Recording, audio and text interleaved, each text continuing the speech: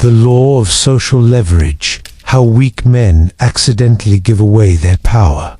Part 1. Power is not stolen. It is volunteered through quick laughter, premature agreement, the apology that arrives before the accusation. Watch a man disarm himself in public.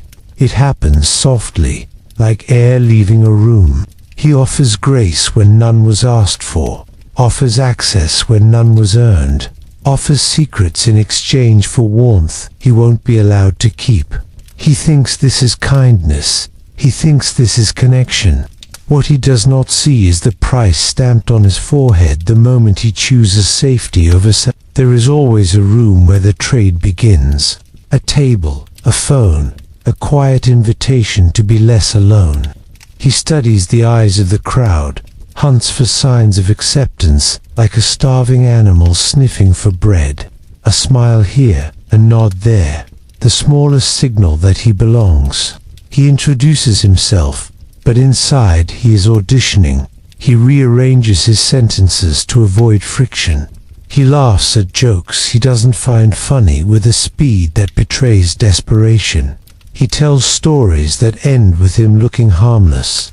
He doesn't notice the way the room shifts once it senses his hunger. He doesn't hear the soft click of the door behind him. The door he opened himself. Need is gravity. It pulls the self toward whoever promises relief. The weaker man thinks he is making a choice. He thinks he is being agreeable. He believes he is easy to work with, loyal, dependable. But he misreads dependence. He confuses his willingness to please with human decency, as if the moral weight were on the side of the open hand rather than the steady spine. In the quiet center of his mind, a child watches the faces he cannot afford to lose. That child has been watching for a very long time. You can see the transaction in small moments. He speaks and then corrects himself mid-sentence when the listener's eyebrows flicker. He changes his opinion before he has finished stating it. He reveals a boundary and then weakens it with a disclaimer. He thinks flexibility will buy him grace. It buys him a label instead. Compliant, predictable, extractable. Every time he signals, "I will not risk your disapproval," someone learns how to move him without leaving fingerprints. Weakness advertises itself by pretending to hide. He says he's fine while rushing to fix what no one asked him to touch. He swears he doesn't mind while dissolving into adjustments. His attention has a leash fastened to other people's moods. He calls it empathy, but what he performs is inventory, tracking what others want, rearranging himself to fit. He invests in understanding people who have not earned understanding. He searches for common ground with those who intend to annex it. He does not ask the obvious question, why the ground became theirs, the moment he tried to stand on it. Behind every self-sabotaging exchange there is a silent calculus. One person needs the environment more than the other. One cannot afford to walk. The other can afford silence. The man who cannot stand the weight of disapproval will pay to avoid it. He will pay with time, concessions, reputation, access. He will pay with future options he can no longer exercise because he traded them for a fragile peace. And the currency he spends accumulates in the hands of whoever is willing to tolerate his discomfort for 10 seconds longer than he can. It looks harmless at first. A favor to a supervisor that turns into an expectation. A late-night text answered within a minute that cements an availability you can never retract. An opinion softened by the fear that a disagreement might push someone away. He thinks he is being wise. He calls it diplomacy. He believes he is holding the relationship together. He does not see that the moment he carries it alone, it is not a relationship anymore. It is a ledger. Leverage begins at the level of micro-movements. Who speaks first? Who interrupts and gets away with it? Whose jokes are allowed to die on the floor? Watch where bodies orient in space. Who leans in? Who hangs back? Who feels compelled to fill silence?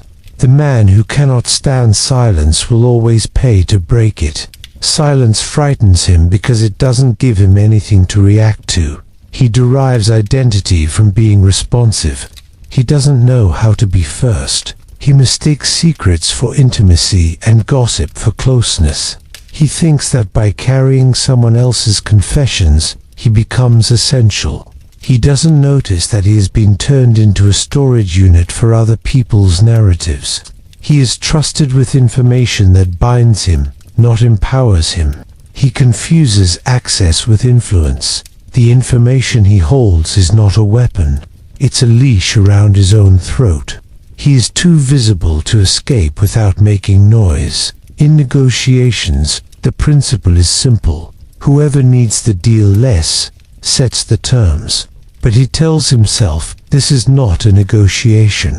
This is friendship, love, community, a team, a partnership. The words soothe him while the mechanics remain identical. He keeps offering proofs of harmlessness, as if being seen as non-threatening were the highest form of safety. He does not see the trap in that threshold. If you are safe because you are small, you will stay safe only by staying small. Look at the way he anticipates criticism. He presents his path along with a list of apologies for its imperfections, as if begging forgiveness in advance will soften the blow. But it signals something else. He expects to be hit. He has trained himself to arrive with a guilty posture, which means anyone who wishes can claim the role of judge. And once you put a judge in the room, there will be a trial again and again. For as long as you are willing to provide the defendant, the world does not punish him for being kind. It punishes him for trying to buy security with it. Kindness offered cleanly does not smell like negotiation, but he cannot separate generosity from the need to be approved. Approval keeps him alive. He learned this long before he learned language. The face of the adult set the weather of his early world. A nod kept the storm away. Now, grown, he still hunts the nod. He is recruited into conflicts that are not his. He is triangulated. Friend A confides the sins of friend B.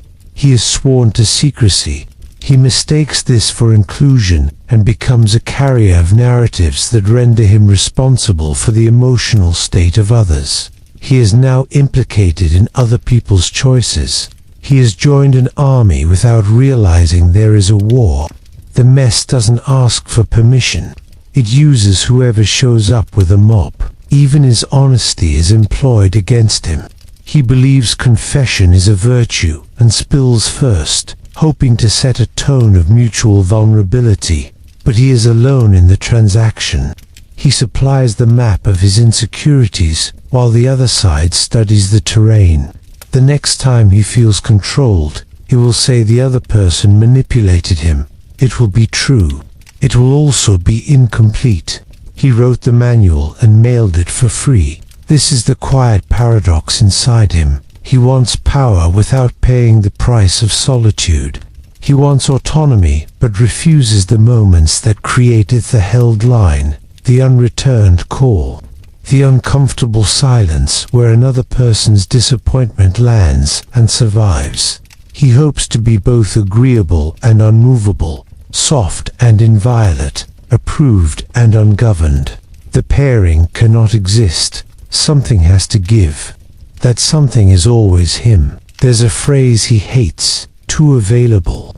He tells himself it's cruel, shallow, a game. He condemns scarcity as manipulation, but scarcity is not theatrical. It is a function of value and capacity. A life full of clear priorities is naturally scarce. A man who puts his attention wherever a hand tugs it is naturally infinitant, therefore cheap. People pay for what costs them. If a person pays nothing to access you, they will pay nothing to respect you. He knows this when he buys objects. He refuses to know it when he sells himself. The room has already priced him. He does not need to hear the number. He feels it in how often he is interrupted, in the glance past his shoulder during conversation. in the expectation that he will understand when others do not show up, in the tasks that find him because everyone knows he will say yes. He is the man who can be counted on to absorb the discomfort. He is the one who explains. He is the one who keeps the tone positive. He is the one who owns responsibility when the group disintegrates. He is admired for it, even praised in the way an air conditioner is praised for running quietly. The praise is sincere. It is also the cage. The trade continues because it works. He does stay inside the circle. He does feel needed. He does avoid certain kinds of pain, but the pain he avoids becomes the tax he pays forever, and the tax is compounding. Every time he volunteers control of a small thing, he feels less entitled to defend a larger one. He rationalizes each surrender as strategic or kind or adult. He forgets that a strategy that never ends is not a strategy. It is identity. He is not malicious. He is not weak in the cartoon sense. He is a man who never learned to sit with a closed door. He believes that to be let in is to be safe, and so he hands out spare keys to anyone who smiles, and then wonders why the house does not feel like his anymore. The cruel truth is that no one is taking his power. He is gifting the deed with every small capitulation, every anticipatory apology, every unearned confession, every emergency he answers that is not his. If he could translate his posture into a sentence, it would be this: "Tell me who I am, and I will make it true for you." He's not asking for feedback. He is asking for orders. The tragedy is that he will call this love, and under certain lights, it is a love that erases the self so that no one else will have to do it. It is a love that makes him reliable and invisible at the same time. It is a love that costs him the only thing that is not replaceable: the authority to be the final voice in his life. The room has long since made a home for men like him, useful, agreeable, pliable. It will reward them with proximity and call it belonging. It will offer them roles and call it identity. It will ask them to help and call it respect. And if they ever try to renegotiate the contract they never read, the room will look surprised. You knew this is who you were. We liked you for it. Why are you changing the price now? He will want to argue back. He will want to go louder. He will want to recite his sacrifices like a prayer. But leverage is not a debate. You win with words. It is a shape in the mind, the shape of someone who can walk away and still be whole. He has been training himself for years to not be that person. Now the bill arrives. His hand shakes as he reaches for his wallet. He knows he cannot afford it. He also knows he will pay anyway. A hierarchy reveals itself in the microphysics of interaction. It is in who frames the narrative, who assumes they can ask the question, who answers first when silence falls like a curtain. The unspoken law beneath the table is a market of needs. The person whose identity is least contingent on the outcome can steer everyone else by doing nothing. Attention rushes toward whatever is not begging for it. Weak men leak their needs without realizing it.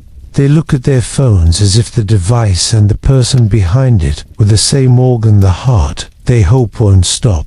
They respond quickly, soften their voice, assert an opinion, and retract it once it meets resistance. They monitor faces like investors monitor prices, ready to sell when the market dips. They think this is called awareness. It is only a reflex that others can use like a handle. Control is mostly negative space. It is what you do not do, a question you do not answer, a frame you do not accept, a meeting you do not chase, an insult you do not dignify. People with leverage hold shape in the void. They let the environment register their refusal. The weak man cannot bear the shapelessness of waiting because waiting holds no guarantee. He wants to see the terms before he decides. He doesn't understand that asking for terms is itself a surrender. He just revealed that the other side gets to define the game. Consider the ritual of testing. It occurs in families, workplaces, friendships, intimacy. A small boundary is nudged, a late arrival without apology, a casually invasive question, a joke that lowers your status in the room. The test is not the point. The response is the point. The weak man passes every test by failing it. He smiles. He says it's fine. He explains that he knows they didn't mean it. He performs understanding as a way to avoid confrontation, and in doing so writes permission into the script. The test will return, upgraded. He tells himself he won because there was no fight. He values harmony over dignity in public, and then resents the private cost. He calls his refusals not worth it. No big deal. He believes he is above small battles, and therefore wakes one day to realize that the only battles available to him are small. The big decisions will be made by people who weren't afraid to be disliked by him when it mattered. Power is a relation to loss. Those who can tolerate losing the deal, the role, the lover, the reputation, those who can bring themselves to the cliff and not inch backwards, set the weather around them. It is not cruelty, it is not a game. It is an understanding that control is not the same as ownership. It is the ability to choose. Weak men extend their influence by dissolving their ability to choose. They tell themselves that saying yes is how you build goodwill. They tell themselves that visibility is opportunity. They think that if everyone sees them helping, a ledger will form inside the minds of others. If nothing else, they believe in debt, but their belief is unilateral. They are averaging over a population that does not exist. People remember what costs them, not what costs you. The currency that moves most of this market is attention. Not just how much, but when. Delay announces options. Strategic delay implies other demands on your time, other calls that must be answered. The weak man answers immediately, not because he is generous, but because he is starving. His messages are not messages. They are flares. He cannot bear the thought of hope without outcome. He needs closure, and so offers it to others at a discount. He sells his availability wholesale and wonders why no one values the retail price. Information asymmetry is leverage. The one who knows more than he says can steer the one who says more than he knows. The weak man announces his plans to calm his own nervous system. He thinks transparency builds trust, but he is not sharing. He is reassuring himself with the sound of his own schedule. He narrates his intentions out loud, like a pilot talking through a landing approach to no one. Meanwhile, the room maps him and obliges him to the path he described. He experiences this as accountability. The room experiences it as control. Triangulation is the oldest structure of manipulation because it's the simplest. Person A whispers to person B about person C to bind B with knowledge and complicity. The weak man mistakes being selected for this role as proof of significance. He is valued, he thinks, because he is trusted. What he has been selected for is reliability under pressure. He will not disclose the source. He will not hold a hard line. He will drown quietly, so long as it looks like he is part of something. The system eats his silence and grows. Dominance and prestige are often confused. Dominance is enforced through threat or the promise of scarce resources. Prestige is granted from below to those who demonstrate competence and selective generosity. Weak men pursue prestige by campaigning for likability, not by weaponizing competence or narrowing access. They think that being nice, publicly and perpetually, will yield status. But prestige without capacity is moral theater. They are stagehands, applauded for moving props. The lead is played by the person the room cannot replace. When he does show competence, he sabotages it by overexposure. He says yes to everything and sets a new baseline. He cannot raise his rates because he taught people that his time has no price. He cannot change his availability because everyone's plan incorporates his endless supply. He cannot insist on priority because he was happy being non-priority. The respect he craves cannot exist on the other side of this system. He built it to avoid the feeling that he might be excluded. He is now excluded anyway, just with a front row seat. The appetite is always predictable. He wants praise, intimacy, security, certainty. He announces these desires in the way he orbits them. He texts first, follows up again. He over-explains to close the loop, apologizes in paragraphs to make sure no one is upset. His need creates a directional arrow. Others can harness that arrow to lead him where they want. Give him 20% of what he craves, and imply the other 80% is right around the corner. Intermittent reward is the strongest leash. He calls the pattern chemistry. It is just economics. The morality layer disguises the leverage play. People will frame their requests as ethical tests. If you don't help, you're cold. If you don't agree, you're arrogant. If you don't show up, you're selfish. Weak men collapse because they cannot stand being perceived as morally insufficient. They do not hold a code. They rent one from the crowd and pay with obedience. And once someone knows your morality can be used as a crowbar, they will praise your values with one hand while prying open your decisions with the other. He thinks he is protecting relationships by never being the reason someone hurts, but he hurts people anyway. He just does it later, through resentment and withdrawal that arrive without clarity. He lies to avoid conflict and then becomes a liar in his own house. He punishes with softness, confuses compassion with appeasement, and trains everyone he loves to distrust his yes, because it never seems to mean what it says. He blames them for taking advantage, and they deserve blame. But he will not notice that he is their accomplice. He is their supply of certainty, and they are his supply of identity. Everyone is getting what seems familiar. No one is getting what they actually need. Credible exit is the backbone of negotiation. In more neutral terms, a real alternative. Weak men rarely cultivate alternatives. They build a single world and then defend it with everything they have. They become monogamous to jobs, to friend groups, to social architectures that define their place. Then they attempt to negotiate within those architectures as if they aren't constrained by their fear of losing them. They tell themselves that patience is loyalty. What it is, mostly, is a hostage situation they call commitment because the gun is pointed inward. The line between discretion and erasure is thin.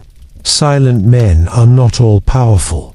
Some are empty, some are calculating, some are merely absent.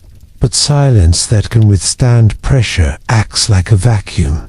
It pulls attention into itself.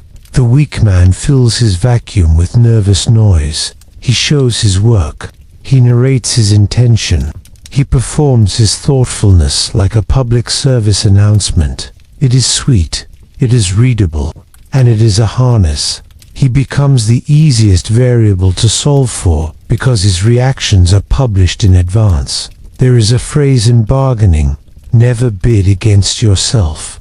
He bids against himself constantly, lowering the ask before anyone counters, sweetening the offer before anyone hesitates, shrinking his position before anyone attacks. He doesn't wait for a no.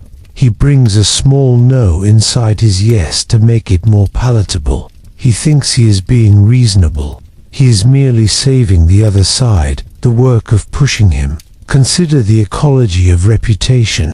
In any group small enough to matter, reputation becomes a shared fiction with real consequences. It is accrued not just through competence, but through demonstrated limits: what you will not tolerate, what you will not do, what you can walk away from. Weak men accrue a reputation for generosity without limits. On the surface, it reads as saintly. Underneath, it is a flag planted in a field that says, "Harvest here."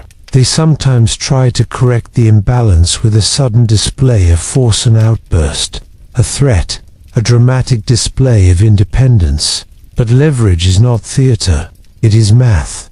If the group knows he cannot sustain separation, the burst is a storm that passes. At best, people will humor it like an emotional weather pattern. At worst, they will bank it as proof that he cannot be trusted with leadership because he confuses impulse with principle. Even martyrdom is a play. When cornered, the weak man resorts to suffering as a protest. He will do the thing, but he will hurt so beautifully while doing it that everyone will know the price they made him pay. He hopes guilt will backfill respect. It never does. Guilt is a tax, not an investment. You can collect it for a while. It does not grow. Observe the small physicalities. Who chooses where to sit? Who takes the seat with back to the wall? Who leaves their phone face down? Who signs their emails without exclamation points? Who waits a day? Who doesn't explain? Who lets a mischaracterization stand because correcting it serves no purpose? Who tells a story without reaching for the consensus laugh? These details are not the power itself. They are signatures of an organism comfortable with loss. The weak man's signature is a mind that tries to preempt the loss by keeping every plate spinning, even if none of them matter.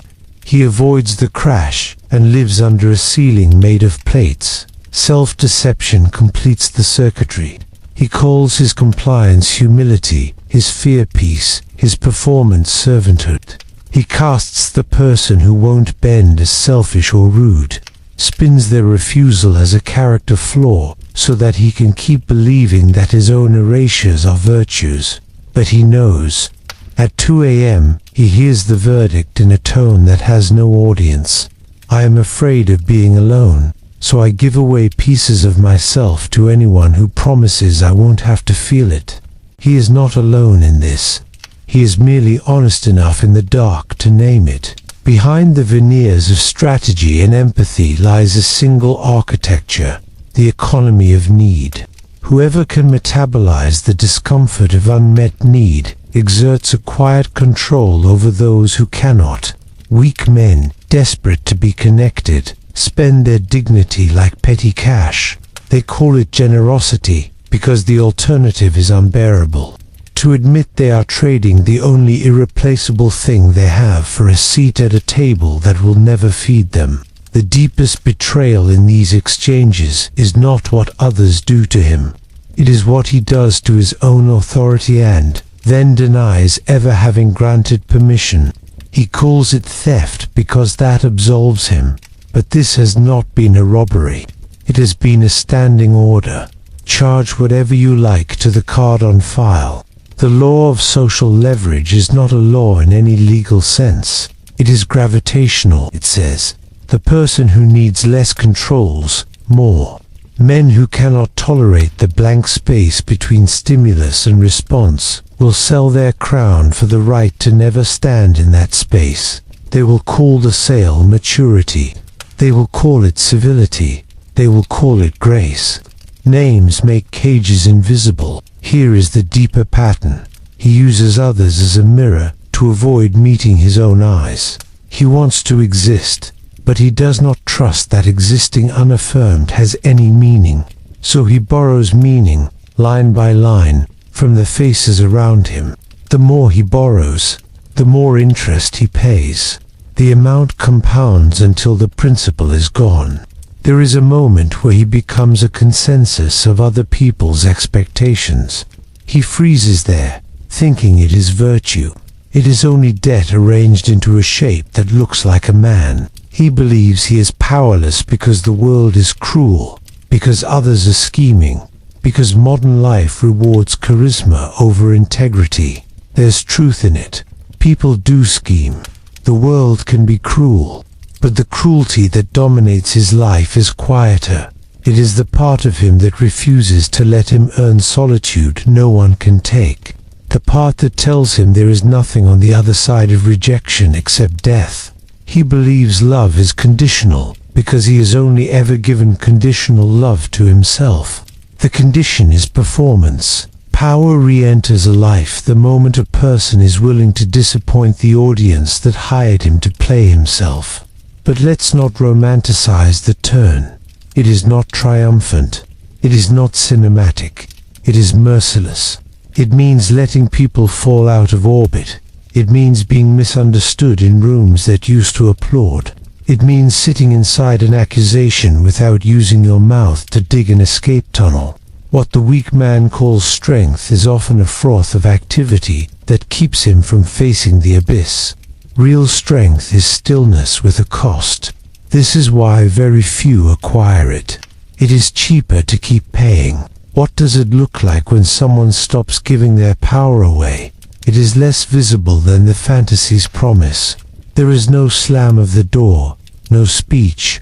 There is a slow removal of volunteer labor. There is an end to the explanations.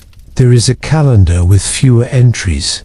There is a phone that is not answered in 3 rings. There is a refusal to hold what is not yours. There is a silence that feels, at first, like betrayal to everyone who has enjoyed your willingness to bleed. If you have been a bridge your whole life, people will be angry when you become land. The moral that tries to sprout from all this is tempting. It says, become harder, stop caring, play the game back. But hardness is counterfeit strength. It is a reaction, not a sovereign choice. The darker truth is simpler and more dangerous. Control is not exerted over others. It is preserved within. The moment you stop compensating for everyone's discomfort, the system will attempt to accuse you into compliance. It will wave words like selfish, arrogant, cold. If those words are triggers in you, you will return to service. If they are not, you will finally see who depended on your self-erasure and called it love. The human mind hates ambiguity. It prefers a defined prison to an open field. Weak men hand their keys to wardens and then believe those wardens provide safety. They call the bar's structure the labor purpose. The guard takes their time, their patience, their secrets, and in return gives them a schedule and a chair.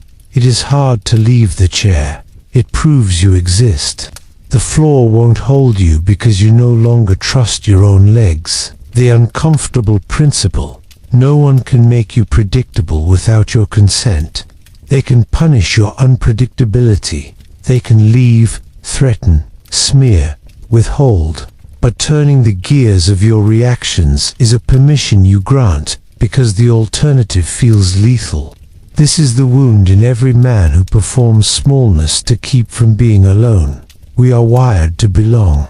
We are also wired to test the edges of belonging until we find the points that don't move. Those points, once found, are leverage from the inside. There is a cost to not being governed by other people's appetites. The appetite in you will wake. The one you have sedated with applause and usefulness will stir and ask questions you cannot ignore. What if no one is watching? What if you make the move and it fails? What if you lose them? The mind will generate 1,000 reasons to find a new master quickly.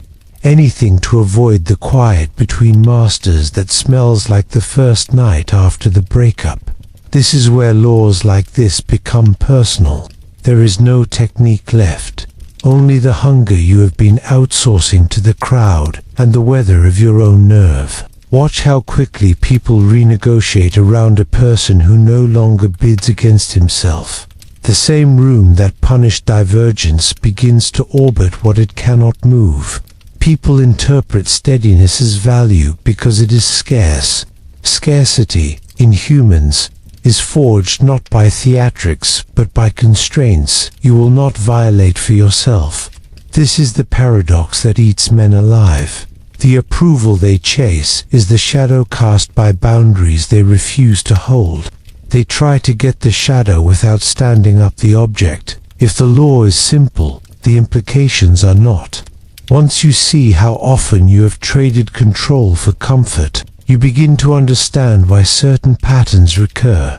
The lover who treats you like a placeholder, the boss who turns your responsibility into their leisure, the friend who only calls when they need mediation. You made yourself rewarding to exploit, not because you are bad, because you are afraid. And fear is not cured by intellect. It is digested by contact with itself. The stories you told to frame your surrender will show their seams. You said it was kindness. You said it was faith. You said it was maturity. Yet none of it required you to be whole. How convenient that every virtue you picked absolved you of the burden to disappoint. How convenient that every saint you admired was a man who smiled while emptying his pockets. How convenient that your favorite word was sacrifice, so long as no one ever asked what, precisely, you were sacrificing, and whether it was yours to give. Here is where the mirror is most unforgiving. Sometimes the strongest manipulation is not external. It is your own longing telling you, do this and you will be safe. It is your own voice whispering that predictability is love. That giving with gritted teeth proves something noble. That being easy to work with is the highest compliment. If you cannot stomach the disappointment of people who misread your refusal as betrayal, you will keep selling sections of yourself to be interpreted. Sainthood is a convenient disguise for servitude. The horizon does not brighten. There is no applause. There is only a quiet recalibration of what matters. The cost simply moves from the present to the future, from the external to the internal. If you continue as you are, you remain approved and replaceable. If you stop, you become blameworthy and visible. People will ask, what changed? They will suggest you have been influenced by something toxic, that you are turning into someone else. They are right. You are becoming someone else. The only person who has to live with the consequences of your decisions. We often tell ourselves that power corrupts. Maybe the more frightening truth is that the absence of power corrupts. Too slowly, politely, with full social support. You do not become a tyrant. You become a bland ghost who laughs at the right times and only says what has already been vetted. You lose the ability to scare anyone with your potential. You become trustworthy in the way a stopped clock is trustworthy. You show up, you show up, you show up, you show up until one day you are the last person who has anything left to give, and the first person everyone calls because of it. Think about the man who terrifies without raising his voice. He terrifies not because he can harm, but because he can leave. If he commits, it is from surplus, not starvation. If he gives, it is because he meant it, not because he was cornered by his own feelings. Everyone knows that his identity does not sit on the table for their approval like an application. They know because he doesn't perform it. He does not articulate his value. He behaves as if it is a settled matter. Others adjust. Those who don't fall away. This is not a proposal for how to live. It is a description of the weather systems that form around human need. The last and darkest implication is simple. If your presence costs nothing, no one will pay for it. You can dress this up as culture. You can blame the times. You can rail against superficiality and swear you are different. It will not change what people are. Interpreters of cost. Detectors of alternatives. If you signal true that anyone can have you, that you will bend for fear of being alone, that your silence is a monochrome begging to be filled, then even those who love you will unconsciously place you in the category marked resupply. There is nothing to do here but look. Look at who you become when others disapprove. Look at the speed with which you volunteer explanations. Look at the way your hands itch to type paragraphs when a single sentence would be enough or none at all. Look at how you have been teaching people to move you. Look at the diets you have put your self-respect on to stay socially hydrated. And now, without strategy, without the comfort of advice, Hold the final questions until they sink their teeth. Who profits most from your predictability? Which part of you is terrified of not being needed? In what rooms do you nod before you understand? If your generosity was stripped of its need to be seen, what would remain?